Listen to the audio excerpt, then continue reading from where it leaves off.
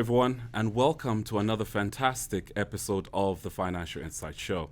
My name is Mwelwa Chibesakunda, and today I have a special guest in the studio. Recently, we had an opportunity of moderating one of the panel discussions at the recently ended Energy Forum.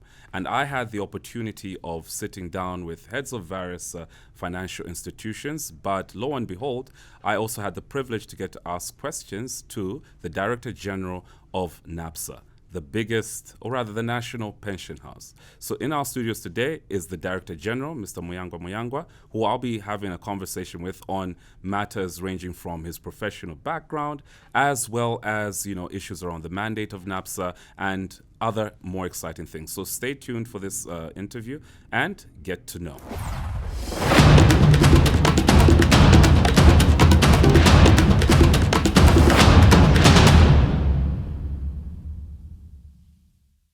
I'm your host, Mwelwa, and I'll be sitting down with the DG of NAPSA, Mr. Muyangwa Muyangwa. Mr. Muyangwa Muyangwa, welcome to the show. Thank you very much, and happy to be in your nice, beautiful studios. Oh, thank you so much. The privilege is always ours, and we do like to have very candid conversations, and I hope you're going to enjoy this particular one. I hope so.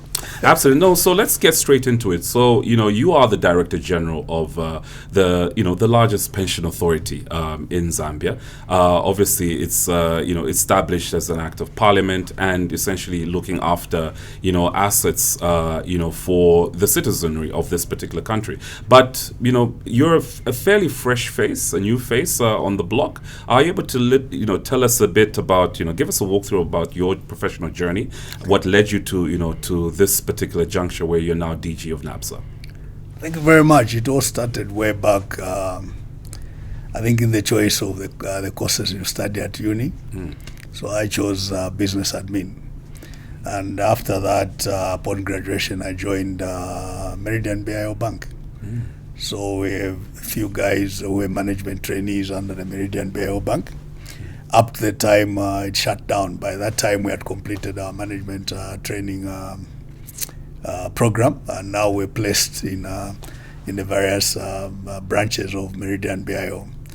After it closed down, I joined Zambia Revenue Authority, where I stayed from 1995 to 2011. And in that process, went through two streams of Zambia Revenue Authority. That's a value-added tax side and the customs side. After that, I was taken away, and I joined the International Monetary Fund in the Fiscal Affairs Department, where I worked from 2011 to 2022, and then back home in NAPSA. So I straddle financial sector, fiscal sector, and now somehow in between the pension fund, which is financial, fiscal, whichever way you look at it, but basically that has been my background. Okay, wonderful, wonderful. Now, obviously for our viewers who really have grappled with understanding what the role of NAPSA is, I think when you talk to the average person on the street, they're saying, okay, NAPSA, or they just collect and pay pensions. Are you able to just explain to us, with clarity, what the mandate of NAPSA is, as well as, how does this, mandate align with the country's broader economic and social goals? I think it's very key that, first of all, we understand why NAPSA was created. It had its own objectives, why the government thought of moving away from Zambia National Provident Fund to creating, which was a defined contribution scheme, to creating a defined benefit scheme. So NAPSA really is supposed to be the basic scheme that covers all workers, both formal and informal sector. It's your last resort, your fallback. It wasn't meant to be the main provider. It was meant to be the fallback. When everything else is done, you are at least assured that NAPSA is going to pay you your monthly check as a retiree. But there is another key element of our mandate that is not very well understood or maybe pronounced. That is a vehicle for mobilizing national savings to support national development. That part is always not maybe very well played out. And therefore, sometimes you get suspicion when NAPSA is financing certain projects that are deemed to be national projects. Well, for NAPSA, really, that's part of the job that we're supposed to do. Put together all the savings in the nation, channel them towards areas that are supporting national development. There are other mandates, but they are more internal, like we're supposed to make sure that the scheme has a 40% income replacement in retirement. The others is just operational efficiencies. Make sure the scheme is run properly and that you are able to move with your scheme. For example, if you're a NAPSA employee, a NAPSA member, sorry, your membership, the social security number, you can take it to any scheme within the country. I think we are still, we've done well on the employer side, but the portability across schemes may be a little bit more dicey. But as you can only have one social security number, and you can use it with an employer. Now it's the other side where say, can I actually transfer this to another scheme? That is still, we're still far away from achieving that. But the key that I would like to emphasize today is that NAPSA is the basic scheme for coverage of providing social security to all workers in Zambia, formal and informal, and that it's a vehicle for mobilizing national savings to support national development. Wonderful. And I mean, obviously, I will come back to that point. But then what I caught from your background, having the opportunity to work in the IMF, this obviously now gives you more of a global sort of outlook on things.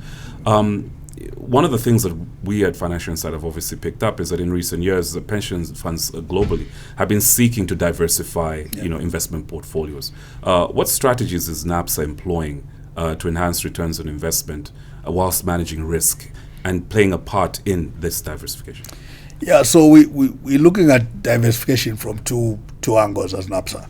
First of all, what asset classes within the domestic market, and then now we're trying to venture on the offshore to deal with the country risks and make sure that we capitalize on lower risk destinations where we can still get a better return. But within the first point of entry is how can we actually diversify the portfolio that we're holding. I think in most pension funds you find that they are solely in government paper. Right. We have, yes, government paper is still a bigger portion of our portfolio, but we have 11 other asset classes, 10 other asset classes that we are in. And that is just to make sure there's proper diversification. We include listed equity, private equity, infrastructure, all those. We have even what we call for social impact. That we are supposed to intervene in certain areas without expecting maybe a return as high as a normal investment, but just to address a social issue. So we haven't done much on the social impact side, but in terms of the diversification, we are moving slowly, trying to whittle down on the amount that we are holding in government paper and start sending it in other areas where there's need to stimulate economic activity. We find ourselves in a situation where it's only us that can feed our own model of expansion. Our business model is very simple. It depends on getting people to get into jobs or to earn income that then allows them to make a saving with us. So the more people that are generating income, the better for the scheme, as long as you can actually bring them into the scheme. So when we intervene in areas where we are triggering employment, we are basically securing our own future as NAPSA, because those are new members coming in and we're able to grow the scheme. Right, right, and obviously, what's very interesting from what we have been seeing is that NAPSA now is aggressively participating in things like energy projects. There was the big Maamba announcement where we found it quite revealing in terms of participation from the banks, because traditionally many of our local commercial banks cannot invest for a longer period of time. Yes. But then now we're seeing NAPSA come in, which can have a much longer horizon. Why are these infrastructure sort of sectors important for NAPSA, and do you see them yielding the sort of return that that is promised by the pension house? Yeah, So for us, those investments fit into a mandate of supporting national development. But it's not supporting on a charitable basis. It's actually expecting the returns to hit our benchmark returns. If it doesn't hit our benchmark return, we don't take it on. Okay. So all the projects that we've taken in infrastructure, in energy, they apart from being strategic national development issues, they actually have to hit our benchmark returns. Otherwise, they don't pass the criteria and the grade, and we have to put them away. Now, coming back to why those, if you look at what are the key issues that are holding back our economy right now, I think one of them is energy. Correct. This energy crisis or deficit is going to have a very telling impact on what our economy looks like on the other side when we come out of it. Obviously, it means we are losing productive years or productivity really for growing our GDP and strengthening the economy, because most of the activities would have either slowed down or actually shut down, scaled down or shut down completely. Now, put it again in the context that we have an ambitious and yet achievable and right thing to do, where we're saying, can we ramp up the production in the mining sector to 3 million metric tons? That requires infrastructure to hold that copper. That requires energy to make sure that the mines are working 24 hours like they always do. So for us, really, first of all, on the national development part, that is an injection we can put in, because we have the capital.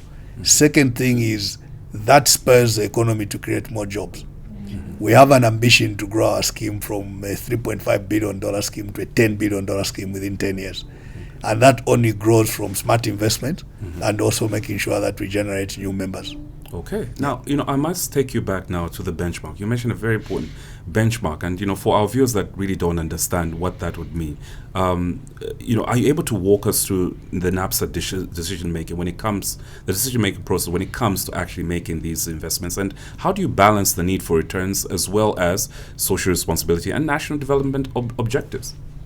So in terms of maybe let me go back to the benchmark first of all. That's the national average savings plus 5%.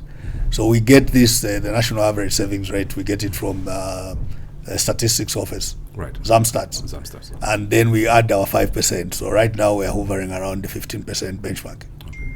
Now, the way we do our investment decisions, we make them. People, we can either call for proposals, or there are certain investment proposals that come through to our desks through other means. They go through the same process after we receive them. Right. They go through our investment analysts.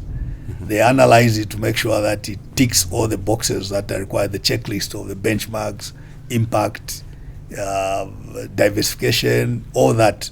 Once the investment team has assured itself that this fits into our criteria of portfolio or acceptable investment, then it goes to a management team. The executive management team has to make a decision. Okay. So the investment team has to present and justify why we should actually invest in those proposals to the executive management team. Once the executive management team agrees, then it goes to a finance and investment committee of the board. Now, at that point, it's management now presenting to the board, but the finance and investment committee of the board. If it passes that, it goes to the last hurdle, which is the full board, to approve that we can actually make that investment in a particular whatever sector and whatever type of project that we are investing in. So it's quite a rigorous process. It is. Most of the people that have gone through it complain that it's they say it's too slow, and it's too stringent because of the demands that we put in to make sure that it's an investment that is going to shield and to protect the member funds.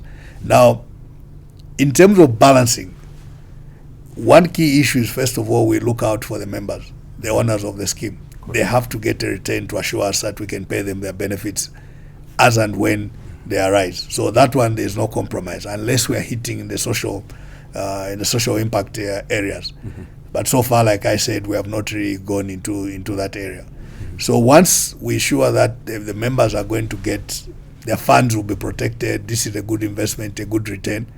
Then we now look at other issues of, okay, so from a national development perspective, what's the impact? So there can be two projects. One has minimum impact on national development. It will definitely be subservient to the one that has the greatest impact on national development. So we are at a stage where we need to lay down the foundations of a proper thriving economy. Infrastructure is key. Energy is almost like oxygen. You have to have that, otherwise the economy is not performing. So if you have a good proposal, but you are competing with these two needs, we'll weigh towards this because of the impact on laying a foundation and addressing the current challenges. Right. Yeah. Right. No, that's obviously very, very interesting. Now, one of the things that we've also noted is that adoption of NAPSA contributors is obviously very, very key. When you look ahead, what do you see as some of the biggest challenges and opportunities for NAPSA over the next 5 to 10 years? And I would also be keen to find out how much is technology going to play in that, and how do you see the growth of the subscriber base improving? I think the challenge we're going to get is from two perspectives. How do we fulfill the first part of the mandate, which says it's a basic coverage for all? We need to go out. Right now, I can safely say we've done a very good job in the formal sector. Correct. But everyone knows the informal sector tends to be much larger than the formal sector. So the monies there might not be, to people's perception, a gross large number of people may not be earning the top end, but it's a collective that is important to us, and also that people are covered on the scheme. So it's to devise some of the challenges. That's an opportunity. The fact that we have an informal sector that is thriving, but it's not covered, that is a growth area for us. Right. But the challenge is, how do you design, or how do you get them to give them a benefit that responds to their needs? Because the main scheme benefits do not address some of the issues that are found in the informal sector. They are more for people in the formal business. The requirements of what attracts an informal sector person to a scheme might not yet be in a list of benefits that we have. So the key is to innovate, create products that actually answer or respond to the needs of the informal sector. Then we can entice them to come on board. Insisting on enforcing the law does not work anymore. Right. You just need to be creative. People need to feel you are responding to them. There's something you are offering them in return, and then we can bring them on. So that's both a challenge and an opportunity. But with all this technology, the key is for us again to kick in our innovation and look at how do people consume, or what's the value chain in the financial sector. How do people make money, transmit it, pay for it, and do that? And then find a point where we insert ourselves that this is the most convenient way of actually making members contribute to the scheme without the hardship of waiting for maybe end of the month and then submitting returns and all sorts of things. Right. So that's the kind of innovation we're looking at. That's where technology comes in. But another challenge is, since the partial withdrawal, people have become very conscious or very aware, and they've come to understand their NAPSA account. Okay. This now is putting pressure on us to make sure that at all times that NAPSA account is in a stage where there are no arguments with the owners. So the service as well kicks in now. Everyone will be expecting service that is as and when you need it, because we are creating, or we are changing the mindset of people and say this is not an account that you forget about till you're about to retire. You need to get involved on a monthly basis, on a daily basis, to understand how much money you actually have with NAPSA. So giving them the easiest way of accessing services, self-service, that now becomes again a key issue, a key challenge for us. But that's the only way we go, because we cannot have a 1-on-1 or 1-to-10 ratio, then the service won't be as effective. So most of the services, we want to migrate them to self-service, and only remain with those that may be a little bit of a challenge to deal with. The other challenge we have is basically one of the issues that we don't speak about enough, the national ID. if we can get the national ID to be the basis of financial transactions, then it makes it much easier for everyone, even for all institutions, financial sector, government, ourselves, ZRI. It makes it very easy for all of us to make sure we can uniquely identify you and therefore uniquely profile you and give you the services that you need. As it is now, we have a lot of weaknesses in our national citizen register. Oh, but what does that mean for the social security number? I thought that was what we're aiming for. Yes. The uniqueness. Are you asking for replacement or just enhancement? No. It's just because it's anchored on a national ID. Okay. So if there's an error in the national ID, whatever follows later is a problem. For example, we have about 8,000 people who are trying to claim their partial withdrawal, and we realize that they have duplicate NRCs. Oh dear. So we have to work around with the National Registration Office for them to confirm who is the legitimate owner, and that also offers them an opportunity to correct the duplication. The good thing is we are working with them hand in hand to deal with issuing of new numbers and also correcting those that are duplicate. But that's an anchor for anything. I don't know if Mwelwa, you've heard of what is called ID for development. It's anchored on national identification. I should be identified uniquely. Correct. And my profile should reflect my economic, financial, everything about me on that profile. Yes. That way then you can cater for people much better. For public service delivery, it's even key. You need to know where our citizens are sitting with what kind of economic profile, and then the interventions are easier to design. So that's one challenge, but I think we'll be fixing it with the biometric registration that the government has started. Once we complete that process, we can tick one box, and now we know where to find people. Now, you saw again that when we're doing the partial withdrawal, we're trying to link the social security number, correct, the MNO, and the bank. That's all trying to confirm that you are actually the same person. That is, now, when you have a unique identifier, we would not need to go through that process because everyone will be using the same, and there's no transposition of names because you are actually reading from the same database. So if I'm called Muyangwa Muyangwa at NAPSA, I'll be called Muyangwa Muyangwa at the bank, I'll be called Muyangwa Muyangwa at ZRI as a taxpayer. That way it solves a lot of our problems. And then we can now begin looking at a more collective level to stop addressing some of the needs in a siloed manner.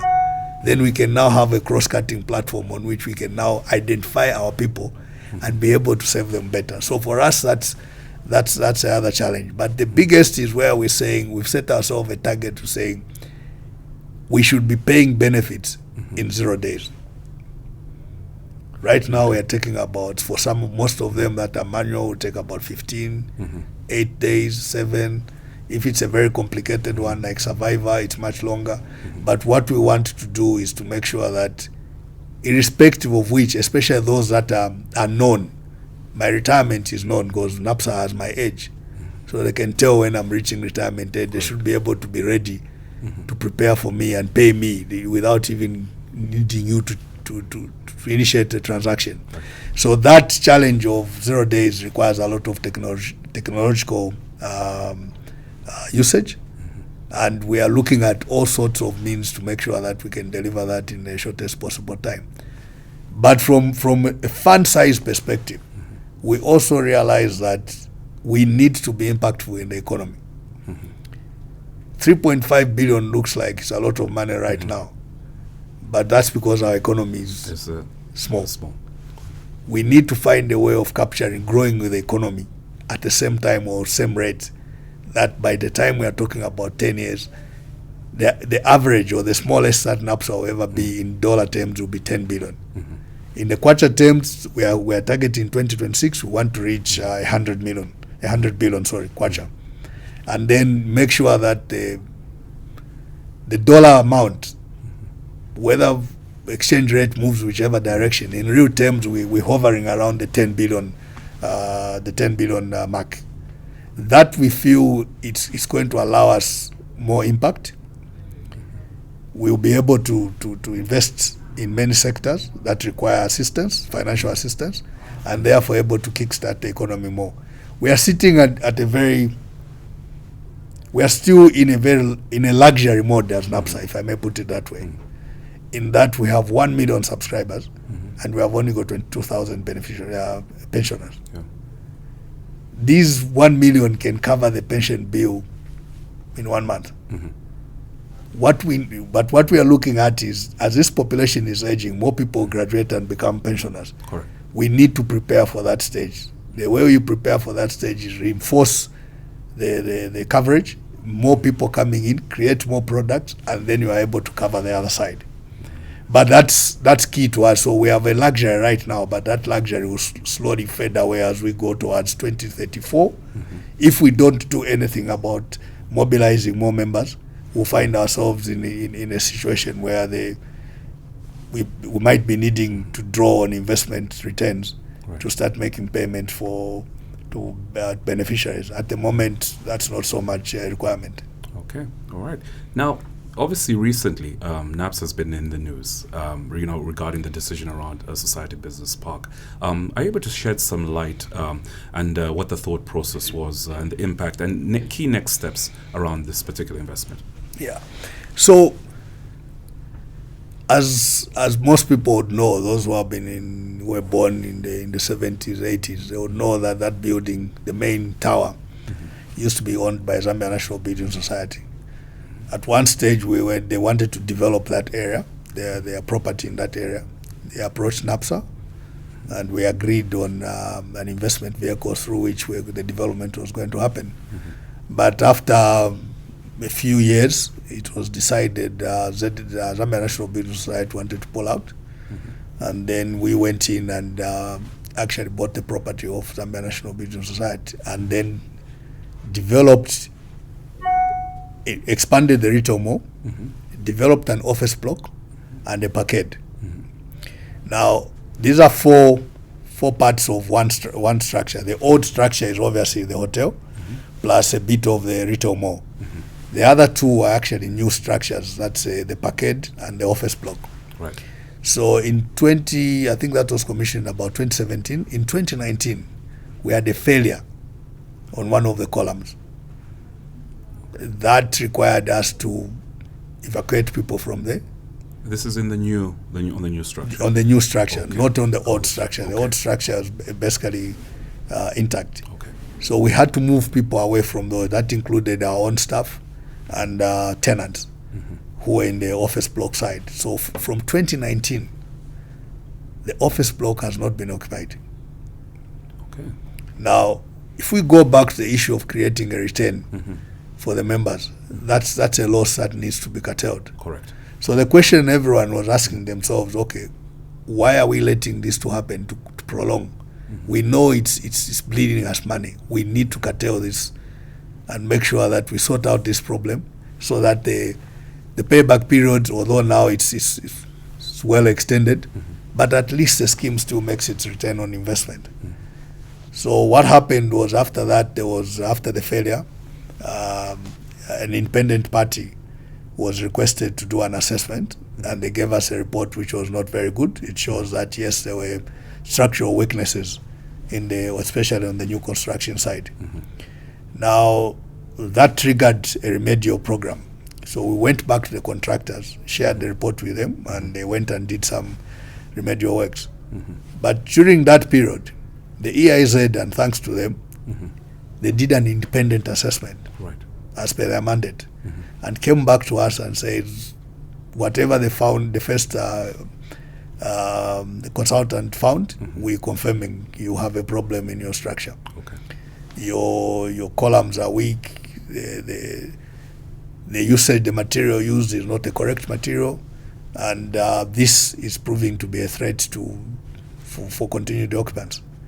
That went through a bit of debate here and there, with people not agreeing, and the engineers themselves not actually agreeing on one point, that this means X or Y. Yes. Let's say the people in finance, it's better if the return is positive. It's exactly. Positive. There's no other way you can look at it. It's still two. Straight. Absolutely. So we now thought, okay, we gave an opportunity to the developers, the contractors, to do their own assessment and give us a report. They came back. They said everything is okay. But our own staff in the projects team, who are engineers, quantity surveyors, architects, did not agree with that report. To say it's not possible. Right. So we went again and hired a third consultant. So 2 were hired by NAPSA, 1 is FIZ. So this consultant was a joint venture between a Zambian company and an Indian company. They started in November 2023. They gave us a report in July 2024. Now this time it covered everything, including the hotel tower. Okay. And because previously we left out the hotel tower, it was only dealing with the new development. Right. This time we did a very comprehensive assessment. They gave us a report. They basically, for the parkade and the office block, they confirmed the first 2 reports, the AIZ report and the area report of the consultant that was hired by NAPSA. Okay. So at that stage now a decision needs to be made. Remember now it's from 2019 Correct. to 2024, the office block is not generating revenues for NAPSA. Right. It's almost 5 years of losses. 5 years of losses. Basically, it will be, I don't know if in legal terms I can use those, it's treasonous to let it continue. Someone has to make a decision to stop it because it's affecting the members. At that point, we make a decision, shut it down, correct whatever needs to be corrected, and then bring it back so that it begins to generate revenue. Now, there's a lot of issues we'll say about why are you shutting down the hotel as well and the retail mall. People have to understand that they have a conjoined structure. You cannot assure someone that if this one fails, it's not going to affect the other people. Right. So it's a precautionary measure meant to save lives. Right now, people we are also worried about the financial aspect. But imagine if people died. The consequences will be too heavy for everyone, especially those of us who are there now, who know the ills that are with the structure, but did not take any action. So we needed to take action, 1, to prevent loss of life, 2, to make sure that the scheme starts recovering its money. Right. Now, at that point, the decision to shut down is made. Of course, there's a lot of comment from people about the manner in which we conducted it. We didn't want to create information gaps. So if you look at what we did, the press briefing, the engagement with tenants, were all done on the same day. As this meeting is ending, the press briefing was the last thing to happen. Right. Just to make sure that information, the correct information, is passed on to the people, and not to allow people to misinterpret or to put in their own interpretation of what could have happened. Correct. But we also recognize that we are dealing with people's lives here. Those are livelihoods. Some people earn their living just by being our tenants. Correct. So there's need to look at how best we can support them. So all those who had advance payments, we'll refund them. We'll also give them 6 months in lieu of rent. Okay. We have gone to where we are assisting them to look for alternative locations, Oh, okay. including our own mall, Levy. Okay. So some of them will be moving into Levy. Those who feel that their business can thrive in Levy, they'll move into Levy. There are other engagements where we are basically talking to the tenants on how best to deal with it. We gave them 10 days. That 10 days is to say how urgent or to show how critical the situation is. Correct. Because in the words of the Indian guys who did the consultants, you were playing with fate. You are beginning to dice, to play, to bet with people's lives, because anything can happen. It does not tell you it's happening tomorrow. It does not tell you it's happening after 1 year. But lo and behold, should it happen, you have a major catastrophe on your hands. Now, we also understand that that's not the only property we have. Reputational issues are key here. Correct. So if should anything happen to Society Business Park, it might affect the uptake of our other facilities where we have similar. We have 4 hotels in Zambia. We have 2 business parks, plus Society at 3. So that we cannot risk that, because if anything happens to that part, all the return in the hospitality industry just crashes. So we have to save it, to save the people, save the scheme. The intention going forward is we'll get an expert, another one, to come and do two things for us. Is it to demolish or to remedy, to reinforce? If it is, which part? And what is the cost? So if the cost turns out to be equal to putting up a new facility, would rather put up a new facility. It gives everyone confidence. The tenants, as they come back, by the way, we have agreed that the tenants that are there now will have the first right of refusal when it's done. Okay. To go back to the very shops that they occupied and pick it up from there. Okay. But the decision we have to make is, do we demolish, do we reinforce, depending on what is salvageable. Okay. The indications are that the parkade may not be salvageable, and the office block, they are too much intertwined and they are sitting on the same base. They may not be, but that's a decision we'll get from another expert that we're in the process of recruiting. So just to assure members and others that this decision, painful as it is, was made in the best interest of saving people's lives and also ensuring that the scheme stops bleeding money out of that investment. Absolutely.